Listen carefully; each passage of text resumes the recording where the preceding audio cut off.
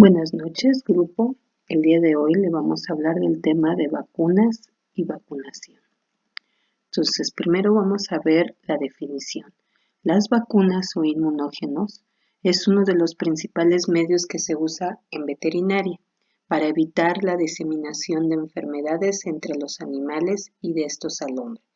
Entonces, debemos de recordar que nosotros debemos comentarle a nuestros clientes que utilicemos prevención, o sea, lo idóneo, nuestro trabajo mejor es la prevención que el controlar a las enfermedades que se pudieran presentarnos en la vida de nuestros pacientes.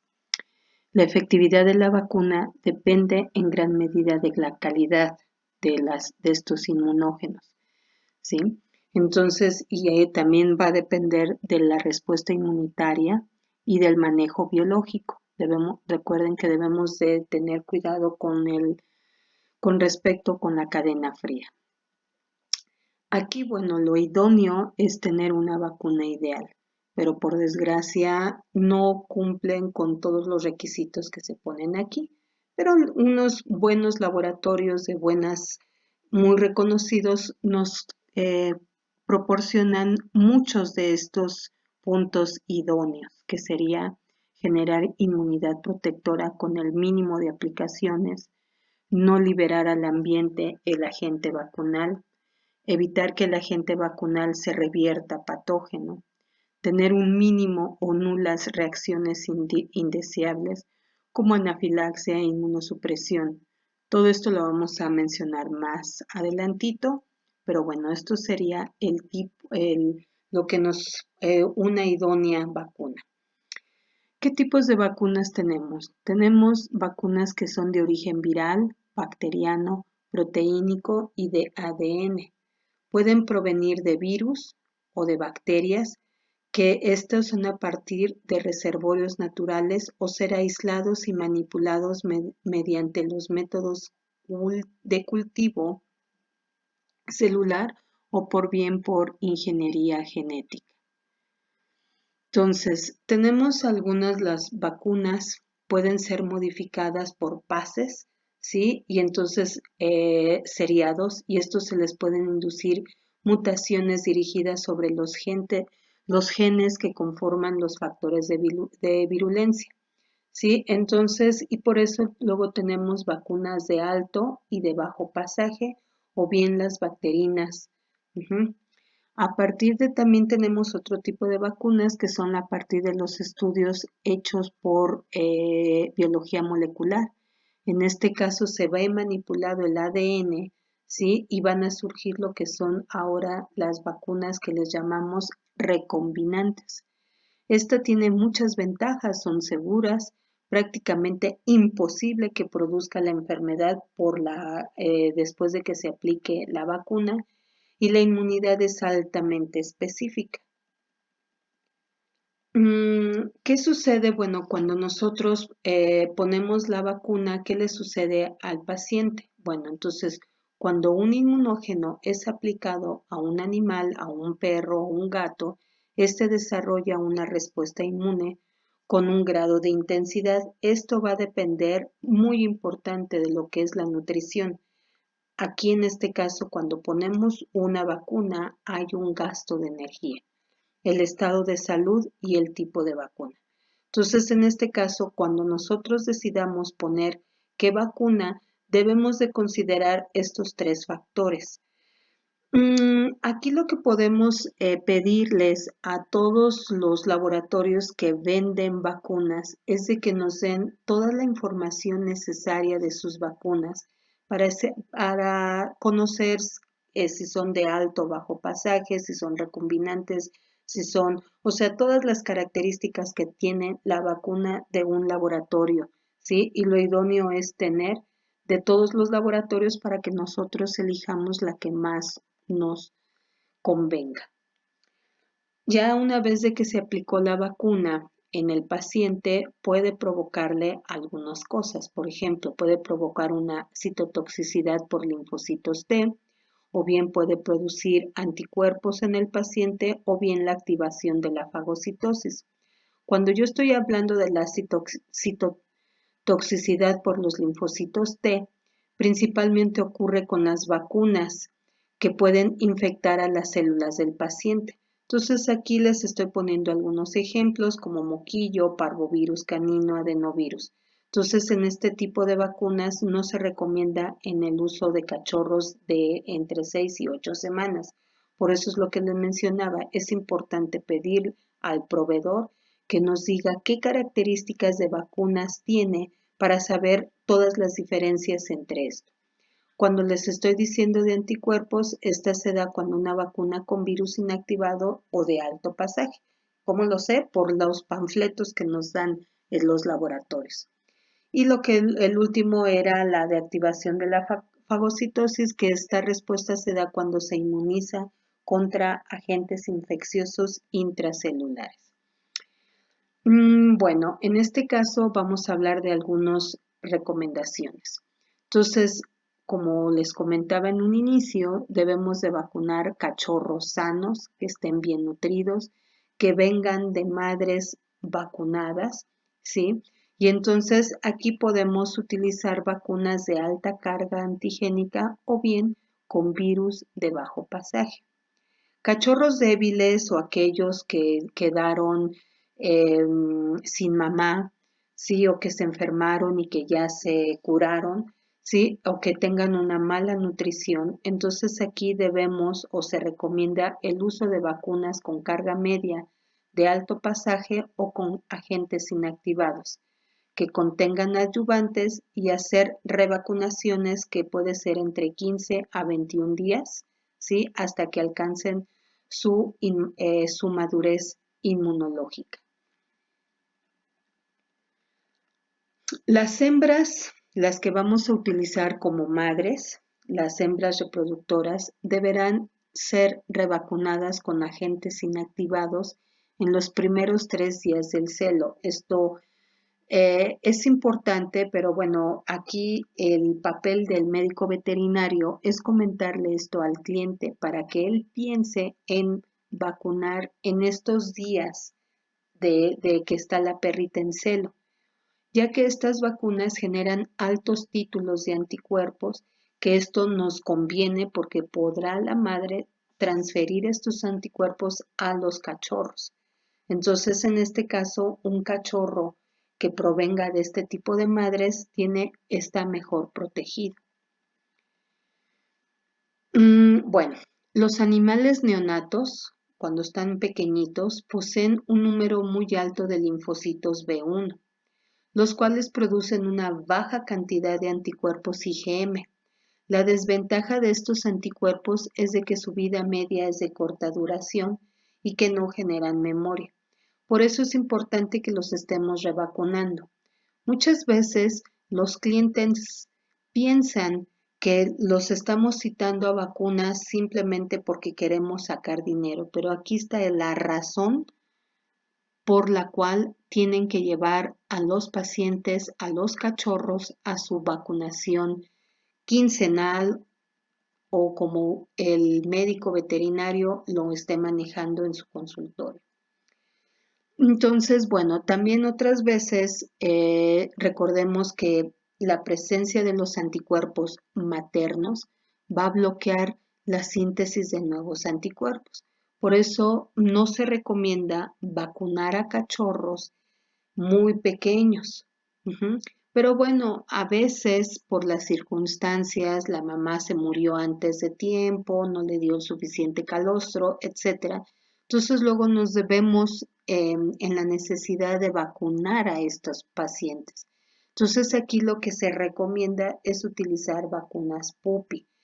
Estas tienen una carga mayor de antígeno y lo que nos ayudan estas vacunas PUPI es de que una parte del inmunógeno se va a neutralizar a los anticuerpos maternos, pero hay una partecita que no y esta puede estimular la síntesis de los anticuerpos del cachorro. Entonces, bueno, las vacunas, tenemos aquellas, las podemos clasificar en las vacunas simples o monovalentes o las vacunas múltiples o polivalentes. Las vacunas PUPI, como ya mencionamos, que tienen una alta carga antigénica, poseen, ¿sí? Por eso es importante el uso de estas vacunas en las características que yo ya les mencioné. Las dobles o triples contienen una carga antigénica media y las que tienen 4 antígenos o más presentan carga antigénica baja y son conocidas como las múltiples. Entonces, con estos datos, ya cada uno del médico veterinario formará su propio criterio. Entonces, recordemos, como lo mencioné, que la prevención es más importante que el que controlemos la enfermedad. Entonces, aquí en este caso se recomienda que antes de que la perrita se junte con el macho, que la perrita quede gestante, podemos vacunarla, ¿sí? Para precisamente esto, que ella tenga suficientes anticuerpos y se lo transfiera a los cachorros. Entonces, esto el propietario no lo sabe. Aquí depende de nuestro papel explicarles por qué se recomienda en estos casos. Más adelante les voy a mencionar una tabla, lo vamos a ver cómo están los títulos de anticuerpos. Pero bueno, miren, aquí está. Entonces, la inmunidad pasiva, vamos a recordar un poco de inmunología, que es la transferencia de los anticuerpos maternos. Por esta razón es importante definir la edad y tipo de biológico que se van a emplear en nuestros cachorros. Ya vimos el porqué. Entonces, cuando una madre se vacuna periódicamente, va a transferir a los cachorros un alto título de anticuerpos. Entonces, vean, por ejemplo, cuando una perrita no se vacunó así antes del celo, sí que nada más tiene, vean, tiene 5 semanas, podemos empezar o debemos de empezar a vacunar a nuestro cachorro. Si la vacuna, si medimos la tasa de anticuerpos de nuestra madre de 1 en 100, lo puedo vacunar a las 8 semanas. Si mido los títulos de anticuerpos y tiene de 1 en 1000, me puedo ir a 10 semanas o de 1 en 10,000 me puedo ir hasta las 12 semanas. Tal vez esto no nos diga nada, pero vamos a ver este otro cuadro. Esto es más sencillo de entender. Aquellas madres que se vacunaron solamente cuando fueron cachorros a los 3 meses de edad, vean cuántos anticuerpos le estamos pasando, o más bien le está pasando la madre al cachorro, de 1 a 10. Si solamente la madre tiene vacunaciones anuales, le está pasando anticuerpos de 1 a 100. Si lleva una vacuna anual más vacunación el primer día del celo, vean cuánto se elevan la tasa de anticuerpos. O si tiene una vacuna anual más vacunación el primer día del celo, más vacunación 2 a 5 días antes del parto, vean cuántos anticuerpos tiene el cachorro. Entonces, con esto yo puedo decidir en qué momento es el idóneo para vacunar a nuestros cachorros. Algunos errores que debemos de evitar. Primero, antes que nada, antes de iniciar la vacuna, se debe de hacer una exploración clínica exhaustiva de nuestros clientes. Y además, debemos de desparasitarlo previamente, pero recuerden que realizar los exámenes coproparasitoscópicos previos para determinar la carga parasitaria. Una vez que hicimos esto, debemos evaluar el estado nutricional, ¿sí? No es lo mismo que un cachorro tenga una dieta con un alimento balanceado a que aquellos animales que consumen solamente arroz y desperdicios. La respuesta, lo que les comentaba anteriormente, para que se genere una respuesta inmunitaria va a haber un gasto de energía. Entonces, este gasto de energía está relacionado con la calidad de la dieta, ¿sí? Entonces, otro también detalle o fracaso que nos trae con esto de la vacunación es que si se le aplica un corticosteroide previo a la inmunización. Aquí, bueno, lo que mencionábamos en un inicio, ¿cuál es la vacuna ideal? Afortunadamente ahora en día hay muchísimos laboratorios que fabrican vacunas de muy buena calidad, ¿sí? Pero bueno, de vez en cuando podemos encontrar habiendo una reacción anafiláctica que se puede manifestar con un simple prurito en el área donde se aplicó la vacuna o una erupción cutánea o bien llegar hasta un choque anafiláctico. Verifiquemos qué es un choque anafiláctico. En este caso podemos definirlo como un síndrome derivado del fracaso en la síntesis energética celular. ¿Y qué es lo que ocurre? Bueno, es una forma secundaria a diversos fenómenos, ¿sí? Y va a provocarme estos fenómenos diversos como la vacunación, una hipoperfusión tisular. Entonces, esto me puede provocar una reacción no deseable tras la vacunación, pero también me puede provocar una reacción anafilactoide, que no es lo mismo que la anterior. Esta se asemeja a un choque anafiláctico, pero no llega a ser el choque. Este tipo de reacción se asocia a una concentración alta de polisacáridos bacterianos, tal como ocurre en las bacterinas de Leptospira y de Bordetella. Otro efecto no deseado es una hipersensibilidad. Esta lo que nos provoca es una hipersensibilidad de tipo 3 que nos pueden provocar algunas vacunas, como por ejemplo la hepatitis infecciosa canina o bien las vacunas con parvovirus canino. Otro tipo puede ser la inmunosupresión, que en este caso ocurre con cierta frecuencia si aplicamos algunas vacunas como moquillo, parvovirus canino tipo 2, adenovirus tipo 1 y 2, el virus de la parainfluenza canina, ¿sí? Pero si el animal está sano, el animal si manifestara este punto de inmunosupresión, no lo detectamos, pasa inadvertido para nosotros. ¿Sí? Pero si está en otros casos, este fenómeno de inmunosupresión nos puede provocar casos graves. Entonces, por esta razón, en ocasiones podemos combinar el uso de los inmunomoduladores, que ya depende de cada médico veterinario si gusta usarlo o no. Muchísimas gracias.